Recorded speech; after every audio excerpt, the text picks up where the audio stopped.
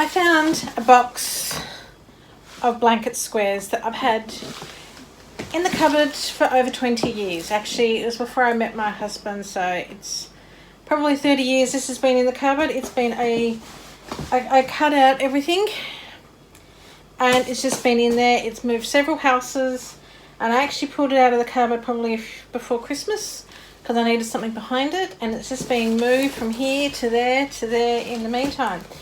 And I went to move it again. I'm like, this is ridiculous. It needs to get done. So I'm going to do it. I've got an overlocker now. I'm just going to overlock all the edges and then I'm going to sew them all together, and it's going to be a blanket and like a patchworky type blanket, and it's just going to get done on a bed and it's not going to go back on a shelf and never get used. So you want to come on a journey with me and I have no idea what I'm doing? This is the project for me and for you.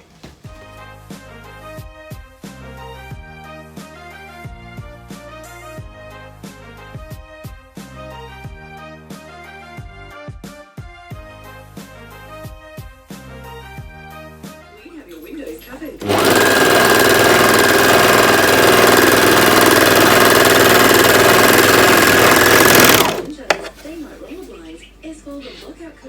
Okay, you have to check out what I've got so far. How cool is that, right? I'm totally calling this the Doctor Who scarf blanket because I grew up loving the Doctor Who with that massive scarf. And it's so cool. So that's the front. This is what the back looks like so far. It's 6, 7 blocks down. And I'm thinking I might not have enough blocks, but I'm not trying to, I just noticed that there's like a little pattern happening there, but with this bit, doesn't matter. What I was thinking is that I've also got this bag of offcuts. So just to stretch it out a bit more, I thought maybe I'll like jigsaw piece puzzle these together and then cut more blocks. So then, and then add them into the quilt.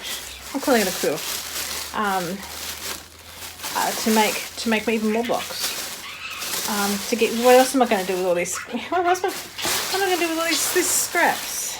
So that's what my plan is now, to see if I can jigsaw pieces together on the.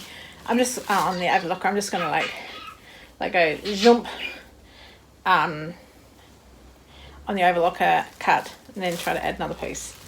Really technical, not, and see how that looks, because I reckon that's going to look pretty cool. So that's my next step. I don't know if you can hear, but my budgie is providing me feedback. Oh, let me just show you. Angel, where is Angel?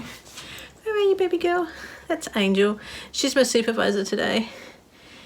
Of course, she's gone all quiet, but that's how it goes. But anyway, now I'm going to go jigsaw some pieces together. So I just come into our bedroom. I've laid the blanket on the bed just to plan the rest of the rows, because I've done the maths and I think I have enough to actually finish a blanket, but I know I have, and I don't have many pink, and so I just thought I'd come out and make lots and lots of rows and then stack them all on top of each other. It makes life easier. So there's no talent to this. I'm just like, oh yeah, I can put one there. Maybe I can put one there. Maybe I'll skip a pink on that one. How about some purple? How about we put purple down here? We can put a blue here. Just so it's, this is the row that I've just put up, and then this is the second row that I'm doing. It's just, you know, it just makes it easier when you're sitting at the desk sewing. If you've got like a tiny bit of a plan, maybe I'll put this one here. But yeah, that's what I'm going to do all the way across. Okay, so my maths was correct. I have 1 block left and I've laid out all the rest of the row, so it doesn't look very wide, but I haven't got much space, so I was trying to just get a peek of the colour. So I don't really double up on the colours, so I think that looks alright. So now I'm just going to stack them all and head back to the sewing machine. So I'm just stacking the rows. I'm going from the bottom all the way up to the top. And the top one I'm putting a pin. So that top one that was here is here. And then I can go down and there's the top one of the next row. Top one of the next row. It just helps sort out the piles. It is all done, all sorted. All those rows with all the pins. And this off with the first row or so. When it's sewn, oh no, I can attach it to here because this is the top. And that's my next step now. Back to the overlocker.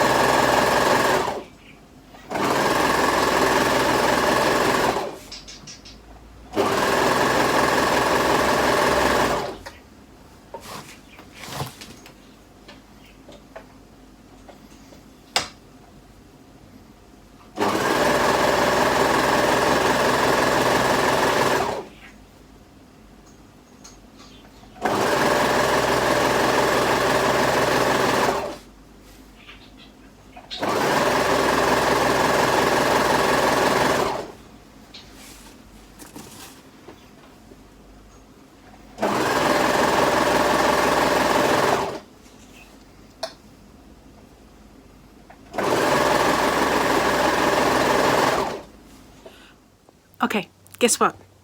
I finished it. It looks awesome. Do you want to see it? All right, hang on. This is it. It's awesome. I love it.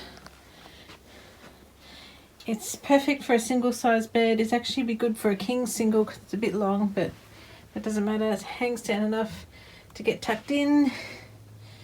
And my kids love it. I love it. Do you know what my mum said when I was making it? It would make a great dog's blanket. And I'm like, I'm going to put that on the kids' bed. So you know what? I think it looks great. Now this is all from a 25-year-old project from a shop my mum and I went to many years ago, and they were selling off some of their scraps. And this is what scrap blanket pieces can look like. And they look awesome. Now, are you thinking to yourself, I don't see any of those scrap squares? Well, hang on a second. Scrap squares? Let me show you. I used all those scrap squares and I made its own mini blanket. So it's perfect for a car, in the car. It's a good lap size blanket, or ironically, a good dog size blanket.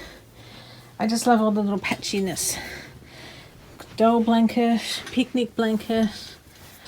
I love it. I was actually thinking of turning this patchwork one into a jumper or a jacket, but I don't need another project at the moment. I'm happy with as it is. That's what it looks like on the back. It's really cool. So, and if you can see over my shoulder, and the patchwork one, I think I've done a good job. This is what it looks like on a white background. I thought I'd better come and change it so you can see it a bit better. It doesn't get lost in the other blanket. I think that in itself looks quite awesome. Good cot size, lap size. Chuck it in the back of the car for long trips. Picnic blanket. It's a bit wonky on the edge here, but who cares? The kids love it. I love it. It's a project done and out of my cupboard. There's only a tiny little bit of scrap left, which because of the wool, it'll be used as stuffing.